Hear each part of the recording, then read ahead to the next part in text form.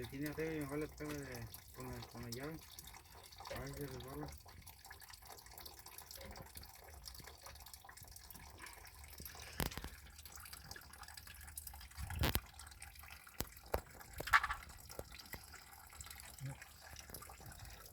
Préstame las pinzas de cortar.